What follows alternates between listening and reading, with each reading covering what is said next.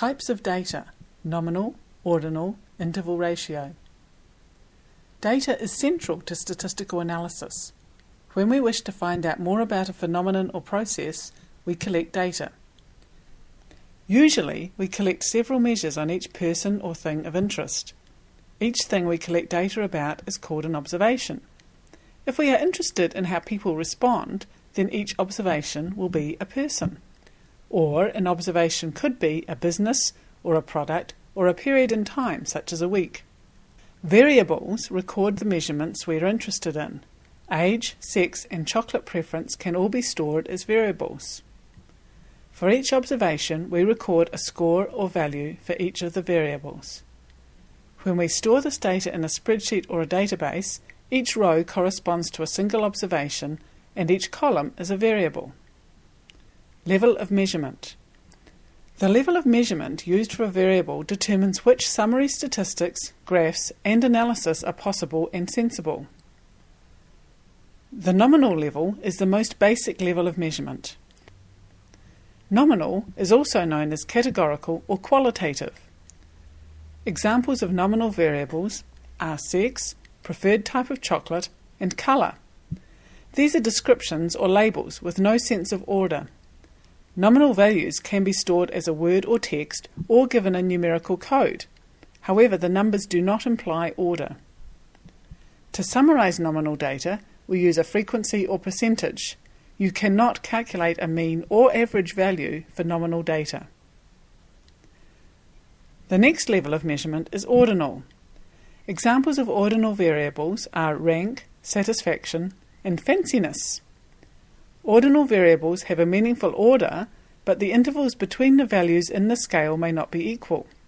For example, the gap between first and second runners in a race may be small, whereas there is a bigger gap between second and third.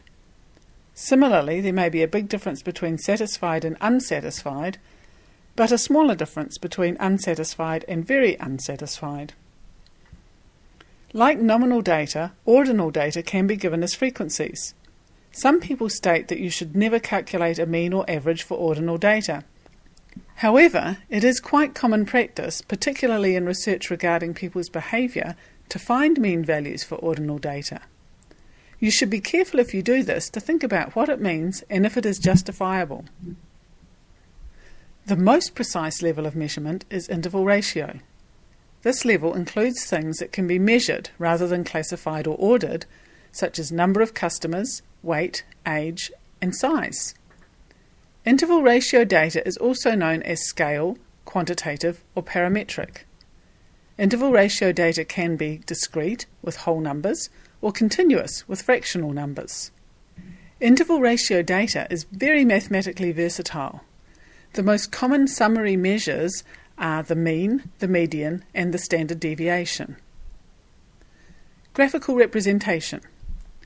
The way data should be represented in a graph or chart depends on the level of measurement. Nominal data can be displayed as a pie chart, column or bar chart, or stacked column or bar chart. In most cases, the best choice for a single set of nominal data is a column chart. Ordinal data must not be represented as a pie chart, but is best shown as a column or bar chart. Interval ratio data is best represented in a bar chart or a histogram. For these, the data is grouped. Box plots illustrate the summary statistics for a variable in a neat way. Data which occurs over time is best displayed as a line chart. Here is an example using different types of data. Helen sells Choconutties. Helen is interested in developing a new product to add to her line of Choconutties.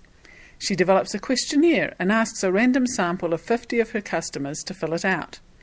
She asks them their age and sex, how much they spend on groceries each week, how many chocolate bars they buy in a week, and which they like best out of dark, milk and white chocolate. She asks them how satisfied they are with Choconutties. Very satisfied, satisfied, not satisfied, very unsatisfied. And she asks them how likely they are to buy a whole box of 10 packets of Choconutties. Helen enters the data in a spreadsheet. Each row has responses from one customer. Each column contains the measurements or scores for one variable. The type of chocolate preferred is nominal data. This can be shown in a pie chart or bar chart. We can summarise by saying that 46% of customers prefer dark chocolate, 40% prefer milk chocolate, and 14% prefer white chocolate. The measures of satisfaction and likelihood are ordinal level data. These should not be shown in a pie chart. The values should be put in a logical order in a column chart.